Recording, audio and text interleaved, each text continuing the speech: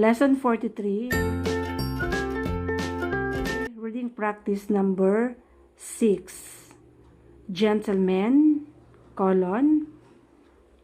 when I talk to you on November 10, you promised to print and deliver to us by Monday, December 15, an order of 3,000 copies of the circular advertising our book,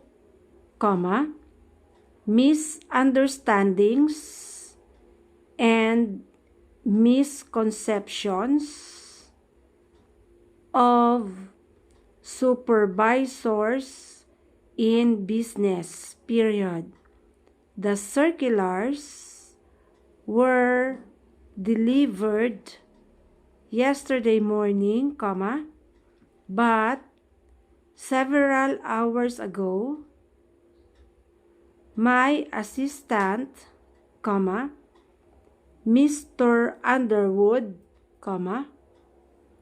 discovered a major difficulty, period.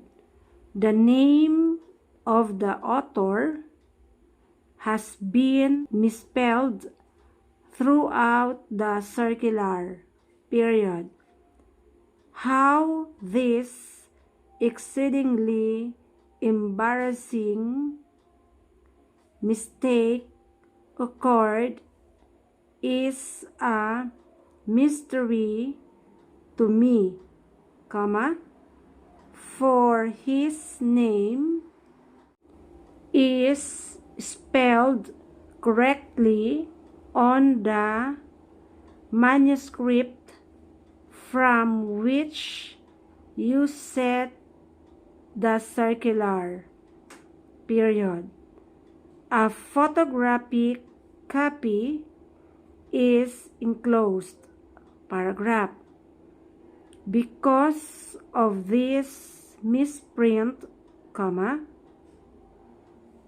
we will not be able to use the circulars, period.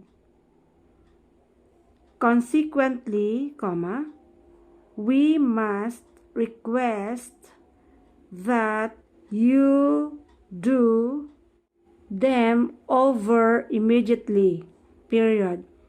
We hope you will do this speedily and efficiently, period. Sincerely yours, Reading practice number 7.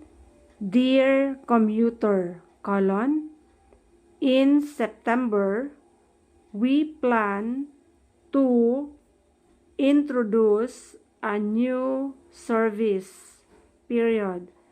We plan to place a open quotation commuting classroom, close quotation, on our commuter train, period. You will have excellent opportunity to earn the equivalent of a master's degree in office supervision while you are commuting between your home community and your office, period. The class will be supervised by Dr. James Langdon, and all work will be completed while you are on the commuter train, paragraph. College graduates should find this commuting classroom of particular interest to them, period. They can now work on an advanced degree while continuing to earn income and gain significant business experience. Paragraph. The commuting classroom is fully described in the enclosed circular, period. If you have any questions about the course, you may call our main office at 555-1026, period. We will be glad to answer them. Paragraph. Take advantage of this superb opportunity and enroll without delay, period. Just fill out, sign, and return the enclosed form in the envelope that we have provided, period. You will be making no mistake, period. Sincerely yours, Reading practice number 8. Mr. Hastings, I am transmitting to you with this memorandum a manuscript entitled, open quotation, Music for the Masses, close quotation, by Miss Lydia Lyons, Supervisor of Music at the Municipal Institute of Fine Arts in Westport, period. If I am not mistaken, this is the same Miss Lyons who submitted to us a manuscript on government support of the arts more than 10 years ago, period. We rejected that manuscript at that time, paragraph. In my opinion, this manuscript is superior, and we should seriously consider publishing it next year, period. I have had my good opinion confirmed by Dr. Charles H. Radford, Superintendent of the National Music Academy in Easton, period. After reviewing the manuscript, Dr.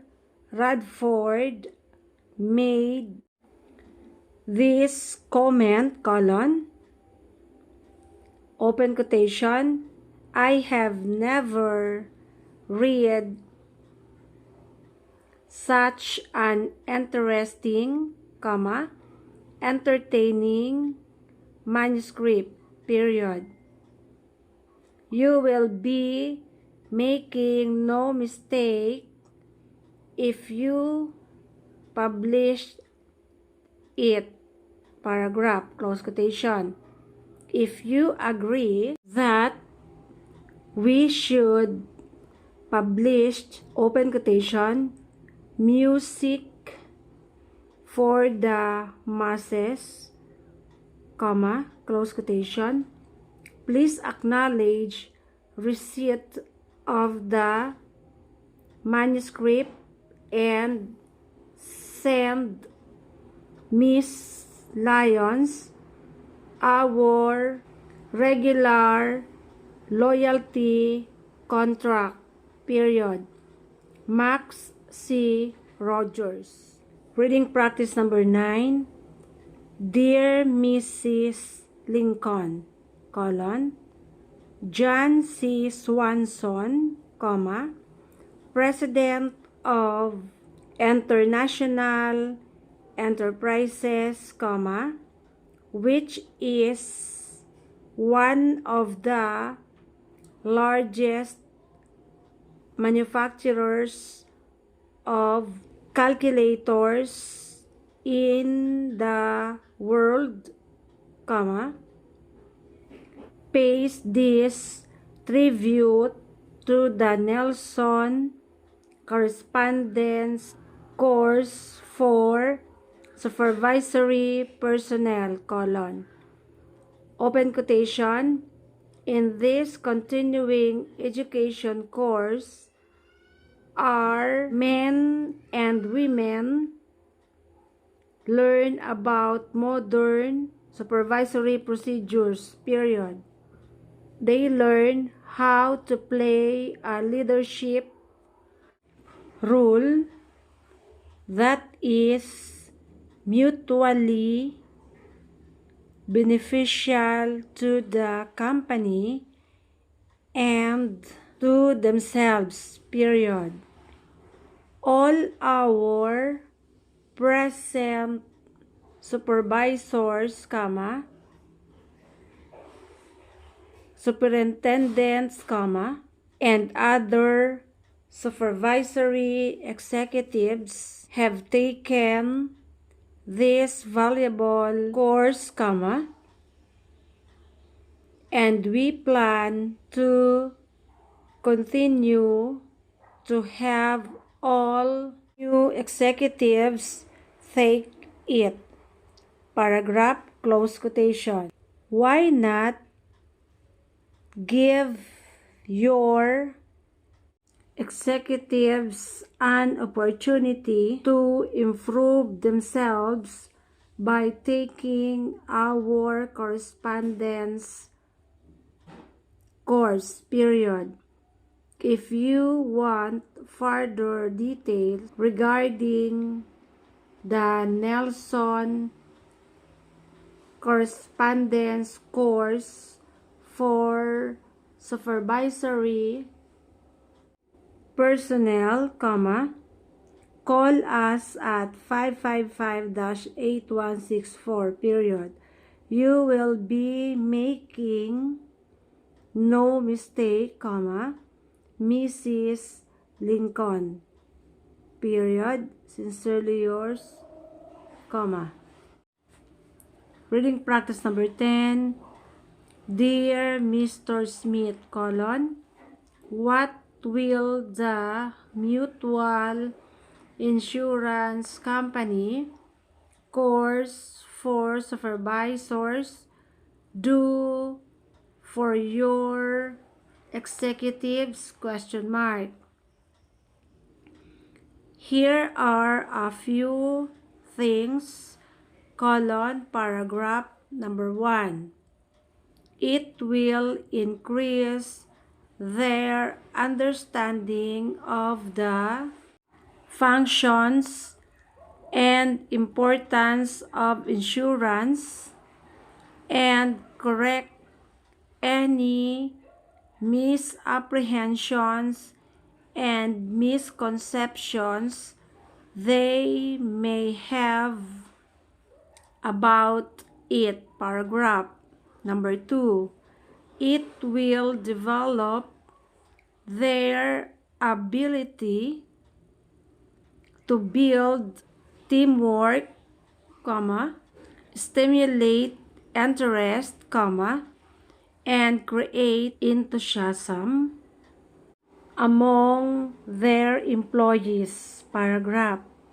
Would you like to learn more about the mutual insurance company course for supervisors? Question mark. We will be glad to give you full information about this management course if you will call us at 555-9263, period. Sincerely yours, comma. Reading practice number 11. Dear Miss Ward, colon, it was extremely thoughtful of you to write me a congratulatory note regarding my appointment as Superintendent of the Albany Public School System. Paragraph. As I am sure you realize, comma, the job of superintendent is one of very great responsibility, period. I say with all sincerity that I definitely need the support and backing of everyone. Paragraph. I genuinely appreciate receiving your practical suggestions, comma, and I hope that you will continue to let me have the benefits of your ideas in the days ahead, period. Sincerely yours, comma.